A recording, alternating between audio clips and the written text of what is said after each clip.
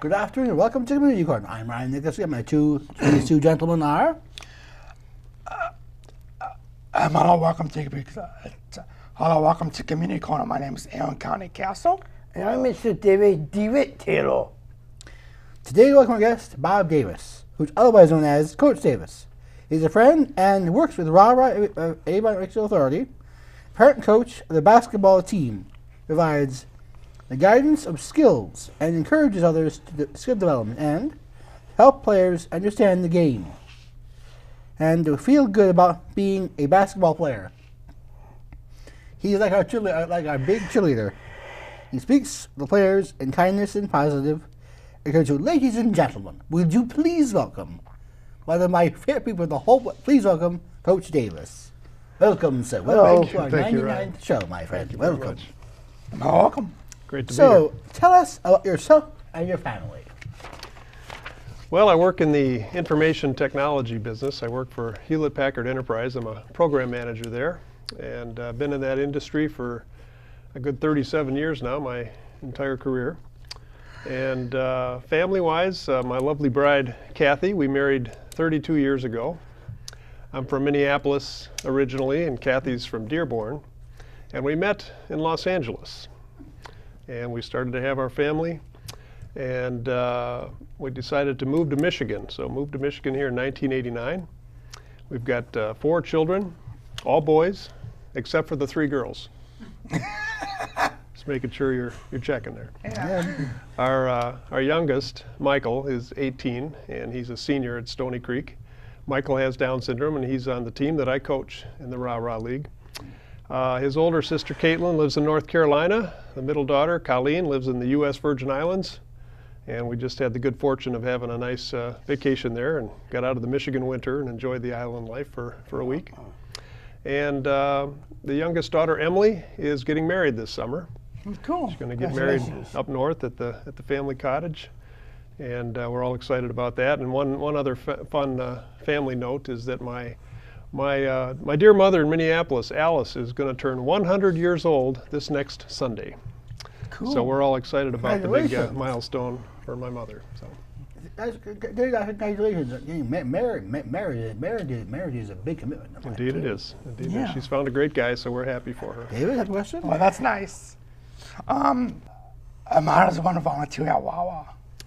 How does one volunteer at RARA? Well, a lot of the volunteers come from family members or friends of the current players, and if someone's interested in volunteering to help out as a coach or otherwise, they can always just contact the office in Rochester on 2nd Street there, and always happy to have more volunteers. Cool. How did you get involved in becoming an adaptive league basketball coach, and why? So how did I get involved? Well, so it's about 5 years ago, Michael was moving up from the instructional league up to the East League, and we're going through a transition of coaches. We needed a new coach at that time. Michael's team needed a coach, and a couple of the mothers, one of them who was a coach herself, was telling my wife, you know, Bob should consider being a coach. You know, he should help us out, coach. And so I kind of got drafted. I talked to Coach Steve, and it sounded like a great opportunity, and so I became the head coach of Michael's team at that time. Cool. Ryan? Thank you. So how long have you had being a head coach or basketball? How long? Yeah, so this is my 5th year now. Started in 2011. Our team at the time was known as the Nuggets, and we've had many names over the years. The Nuggets, the Bulldogs, The Road Warriors, yeah. The Wildcats. The Defenders. Right, it's about 5 years now. 5 years ago. Wow, that's pretty cool. Do you have any previous sport coaching experiences? Previous coaching experience, yes, yes I do. Well, first off, I played basketball in high school. I was a co-captain my senior year on our team, and loved the game.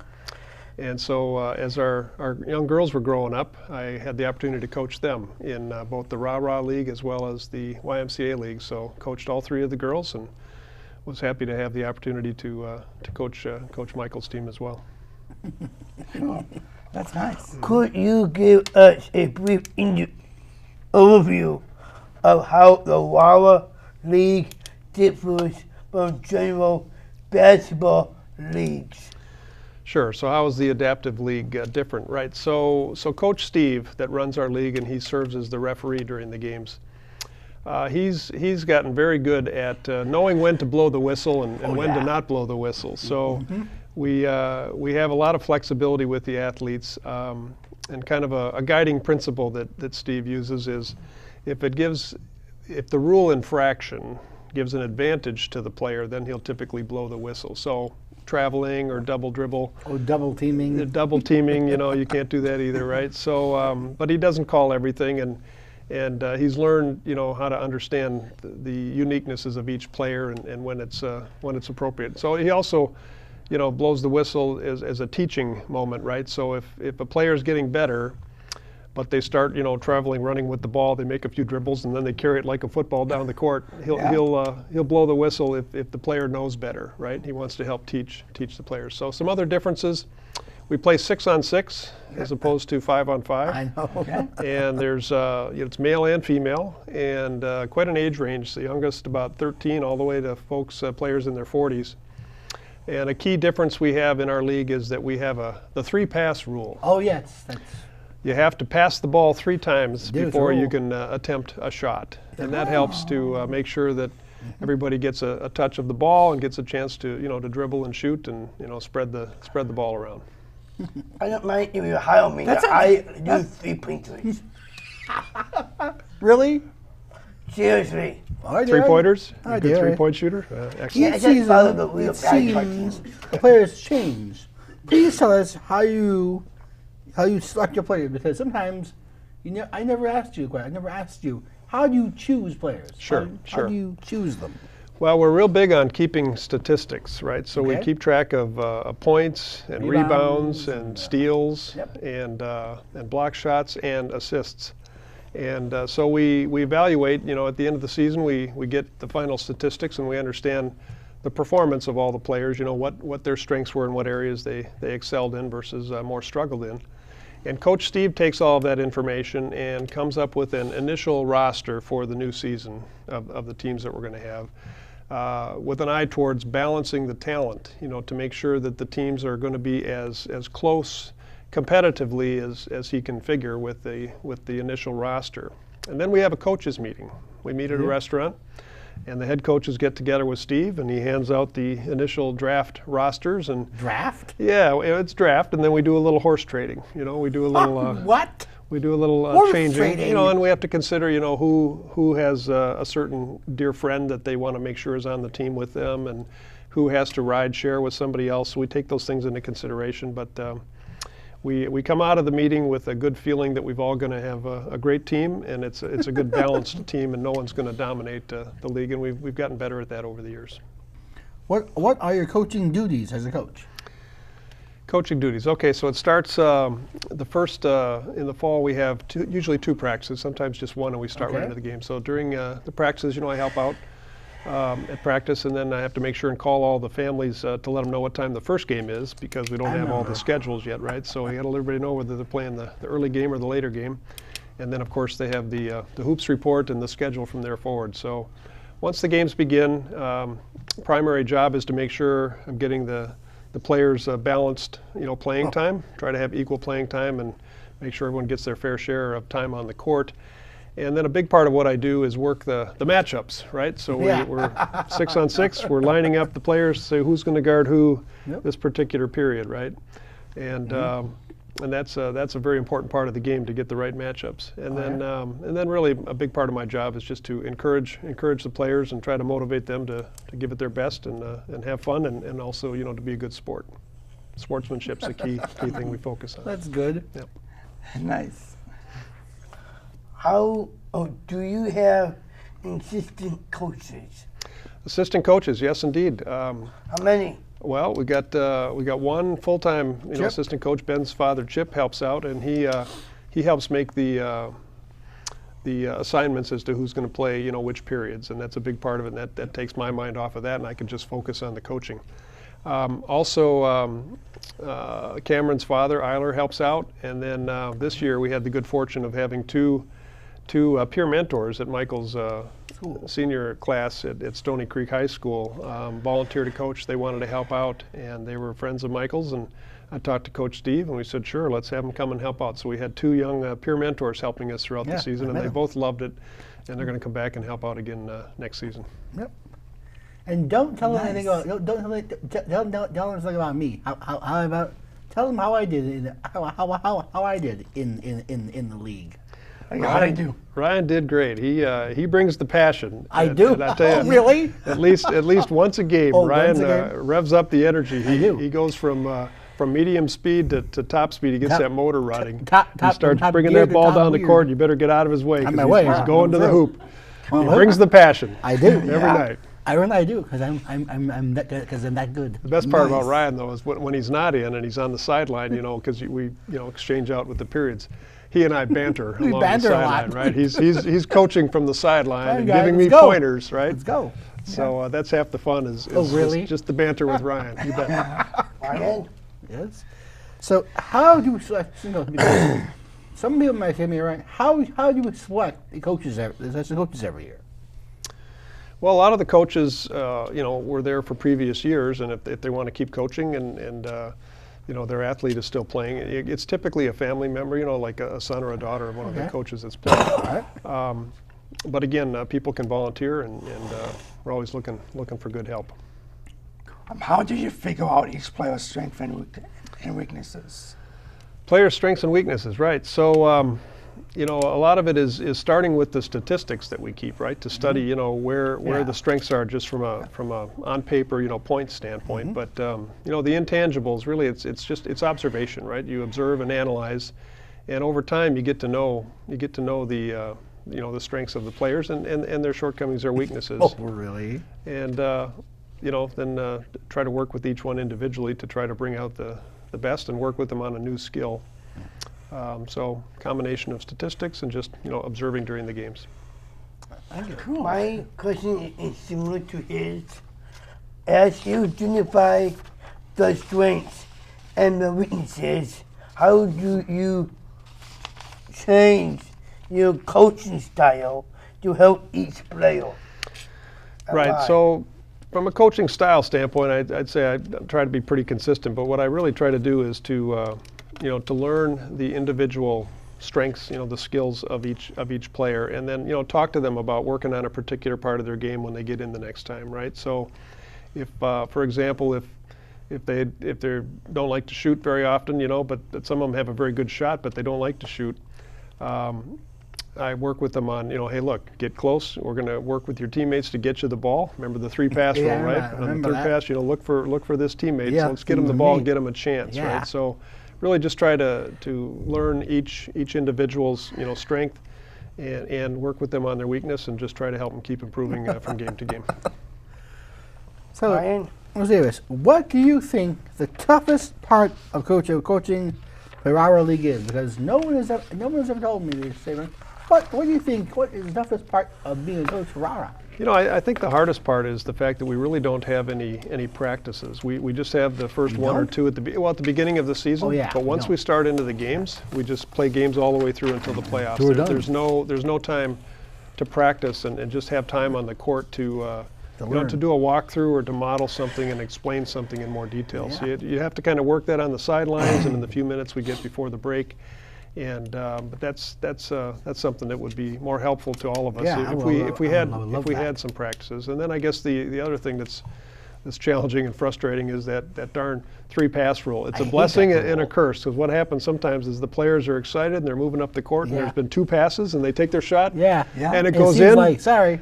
And they don't get credit for the basket because it didn't meet the 3-pass rule. So that's frustrating. Well, yeah. So you got to remember the 3 passes. You got to share the ball. So that can be a frustration. I'll tell you something, David. Steve has always caught me from that pass. He always caught me from making 3 passes.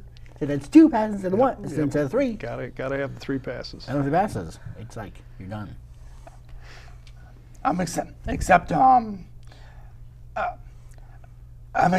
Except if you open and whatever. Except if you open it, and what happens if you pass it? What happens if you pass it the 3rd time, and the person you pass it to is not open, then what? Well, if they're not open, hopefully we're not passing to them. But that happens a lot. We throw a lot of passes away. Yeah. You know, we trying to find an open person and you know, take it to the hoop, right? Take it to the hoop. Take it to the hoop. Exactly. Take it to the hoop. In fact, I had a pass taken in one game. I was playing game, David, and someone took the ball from me, took it, and ran in and scored. And you didn't like that either. I was like, "What are you doing?" Yeah. For me.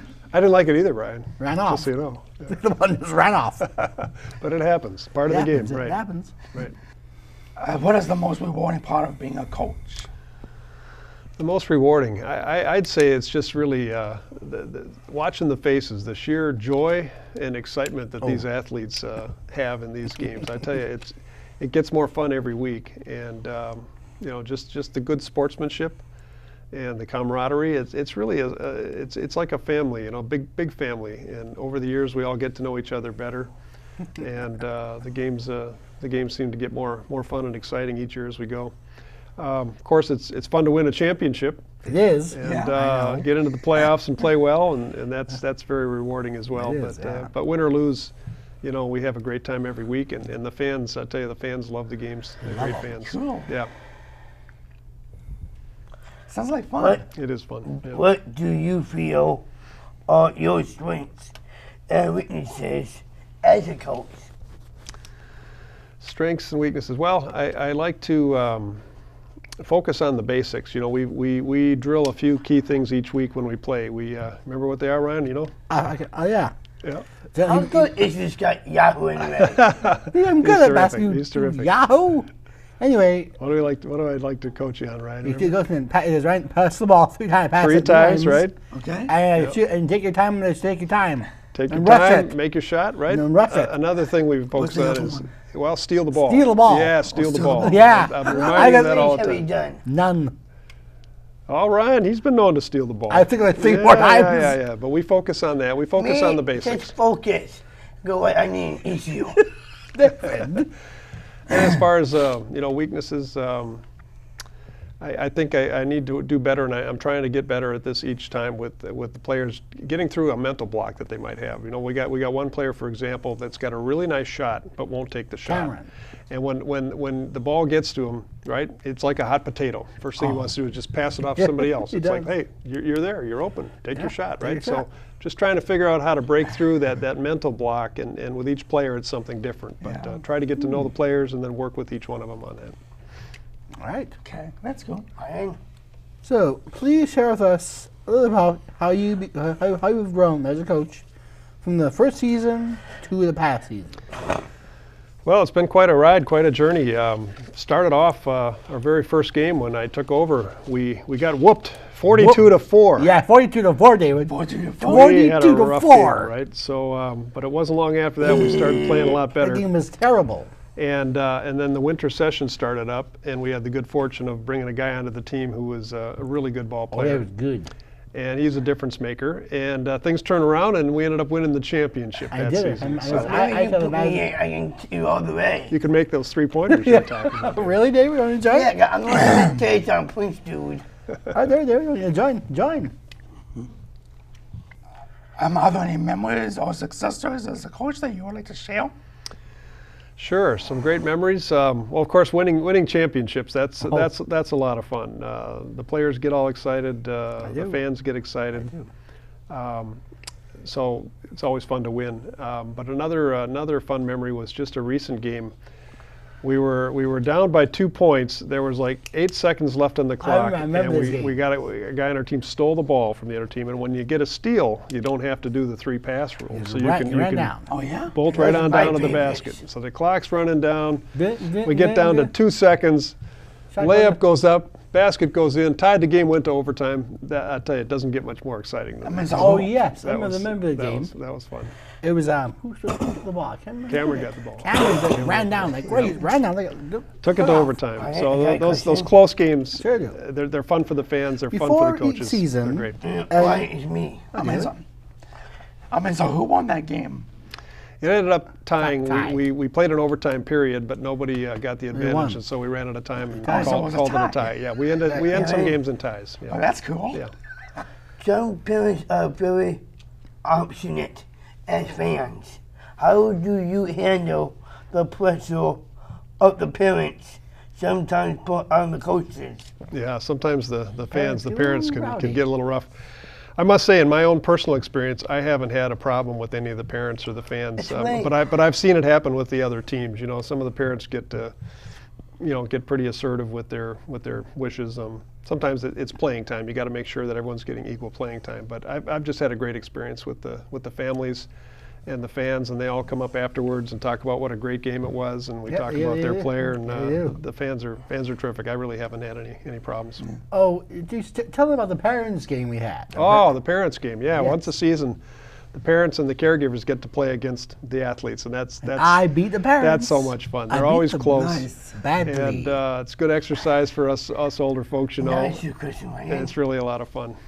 So, Coach Davis, report each season any practices that you do before prepare for the new season. No, because we really, again, we just have that 1 or 2 practices Yeah. up front, so there's not much in the way of There should be more preparation that we do. practice, more. Yeah, we could use some help with practices. Yep. Aaron? For each season, there was a playoff for the championship title. Do you have struggles? That Oh, you the strategies for Yeah, the playoff strategies. games. Yeah, yeah. Yep. Any special strategies for the playoff games? Yes. Well, Yes. first off, I try to really get the team excited. It's not a normal game, right? We just have the 2 playoffs, and especially in the winter session, right? It's March, right? March Madness. I remind them it's March Madness, and the NCAA March playoffs are Madness. going That's on. right. And we all get pretty hopped right. up Nice. about that. But then what I try to do from a strategy perspective is I work with the assistant coach, Chip, Yep. to try to make sure that the last 2 periods, right, Yeah. that we're stacking our best defenders and offensive players right near the end, just in case we need a little extra push, Yeah. to get over the end. Exactly. We try to work the roster such that we really close strong in the last 2 periods. So we try to do that every game actually, but especially in the playoffs.